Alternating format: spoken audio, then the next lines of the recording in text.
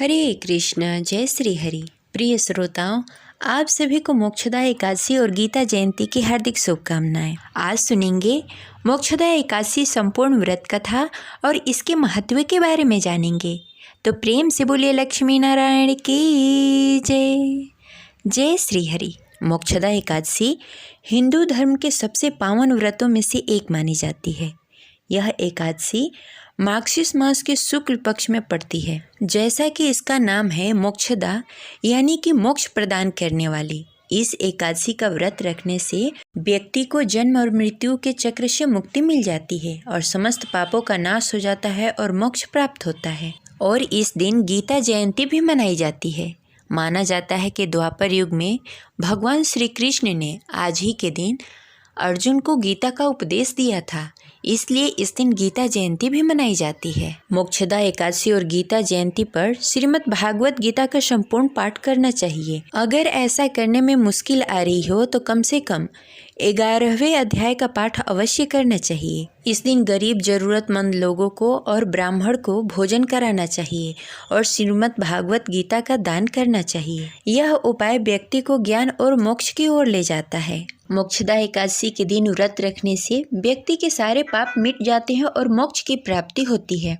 साथ ही उनके पितरों को पुण्य मिलता है। इस बार मोक्षदा एकादशी 1 दिसंबर 2025 दिन सोमवार को मनाई जा रही है। मोक्षदा एकादशी का व्रत एकादशी व्रत कथा के बिना अधूरा माना जाता है। तो चलिए सुनते हैं मोक्षदा एकादशी व्रत कथा।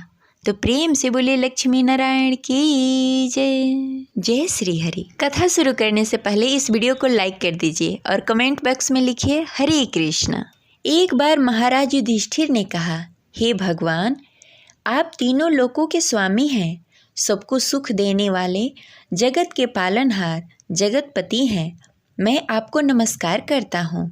हे देव, आप सबके हितैषी हैं, अतः मेरे संशय को दूर कर मुझे बताएं कि मार्गशीर्ष मास की एकादशी का क्या नाम है। इस एकादशी में कौन से देव की पूजा की जाती है तथा इसकी क्या विधि है, कृपया करके मुझे बताएं। भक्त वत्सल भगवान श्री कृष्ण कहने लगे कि हे धर्मराज, तुमने बड़ा ही उत्तम प्रश्न किया है। इसको सुनने से तुम्हारा यश संसार में फैलेगा। मार्गशीर्ष मास की शुक्ल पक्ष में पड़ने वाली इस एकादशी को मोक्षदा एकादशी कहते हैं। यह अनेक पापों को नष्ट करने वाली है तथा चिंतामणि के समान सभी कामनाओं को पूर्ण करने वाली है, जिससे आप अपने पूर्वजों के दुखों को खत्म कर सकते हैं। इस दिन दामोदर भगवान को धूप दीप नैवेद्य के साथ पूजा की जाती है और व्रत भी रखा जाता है। अब इस विषय में मैं पुराणों की एक कथा कहता हूँ, ध्यान पूर्वक सुनो। गोकुल नाम के गांव में वैखानस नामक राजा राज्य करता था। उसके राज्य में चारों वेद के ज्ञाता ब्राह्मण रहते थे। वह राजा अपनी प्रजा का पुत्रवत पालन करता था। एक बार राजा ने रात्रि में एक स्वप्न देखा कि उसके पिताजी नरक में हैं। उसे बड़ा ही आश्चर्य हुआ। प्रातः वह विद्वान ब्राह्मणों के पास गया और अपना स्वप्न सुनाया। कहा, मैंने अपने पिता को नरक में कष्ट भोगते हुए देखा है। उन्होंने मुझसे कहा है कि हे पुत्र, मैं नरक में पड़ा हूँ, यहाँ से तुम मुझे मुक्त कराओ। जब से मैंने यह वचन सुना है तब से मैं बहुत बेचैन हूँ। चित्त में बड़ी अशांति हो गई है। मुझे इस राज्य, धन, पुत्र, स्त्री, हाथी, घोड़े आदि से कुछ भी सुख प्रतीत नहीं होता। क्या करूं? राजा ने कहा, हे ब्राह्मण देवताओं, इस दुख के कारण मेरा सारा शरीर जल रहा है। अब आप कृपा करके कोई तप, दान, व्रत आदि ऐसा कुछ उपाय बताएं जिससे मेरे पिता को मुक्ति मिल जाए। उस पुत्र का जीवन व्यर्थ है जो अपने माता पिता को उद्धार न कर सके। एक उत्तम पुत्र जो अपने माता पिता तथा पूर्वजों का उद्धार करता है, वह 1000 मूर्ख पुत्रों से अच्छा है।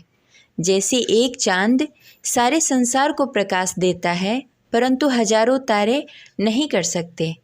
ब्राह्मणों ने कहा, हे राजन, यहाँ पास ही भूत भविष्य वर्तमान के ज्ञाता पर्वत ऋषि का आश्रम है। आपकी समस्या के हल वे जरूर बताएंगे। ऐसा सुनकर राजा मुनि के आश्रम में गए। यथा योग्य अभिवादन के पश्चात अपनी चिंता का कारण बताया। पर्वत मुनि ने अपनी ध्यान साधना से राजा के पिता के पाप कर्मों को जान लिया। उन्होंने राजा को सब कुछ बताया। उन्हें मोक्षदा एकादशी व्रत करने को कहा।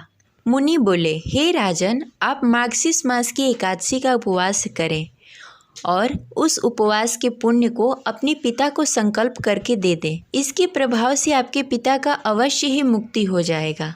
मुनि की ये वचन सुनकर राजन महल में आए और मुनि के कहे अनुसार कुटुंब सहित मोक्षदा एकादशी का व्रत किया। इसके उपवास के पुण्य अपने पिता को अर्पित कर दिया। इसके प्रभाव से उनके पिता को मुक्ति मिल गई और वो स्वर्ग में जाते हुए अपने पुत्र से कहने लगे, हे पुत्र, तेरा कल्याण हो। यह कहकर स्वर्ग चले गए। मार्गशीर्ष मास के शुक्ल पक्ष की मोक्षदा एकादशी का जो भी व्रत करते हैं उनके समस्त पाप नष्ट हो जाते हैं। इस व्रत से बढ़कर मोक्ष देने वाली और कोई व्रत नहीं होती। इस कथा को पढ़ने तथा सुनने वाले वाजपेयी यज्ञ का फल प्राप्त करते हैं। यह व्रत मोक्ष देने वाला तथा चिंतामणि के समान सब कामनाएं पूर्ण करने वाला है। इस प्रकार यह कथा संपन्न हुई। तो प्रेम से बोलिए लक्ष्मी नारायण की जय। जय श्री हरि। अगर आपको मोक्षदा एकादशी व्रत के पारण और व्रत के नियम के बारे में जानना हो तो हमारे चैनल पे वीडियो अपलोडेड है, आप वहां जाकर देख सकते हैं। अगर आप हमारे चैनल पर नए हैं तो इसे सब्सक्राइब करके बेल आइकन को प्रेस कर लें। मिलते हैं अगले वीडियो में। तब तक के लिए हरे कृष्णा, राधे राधे।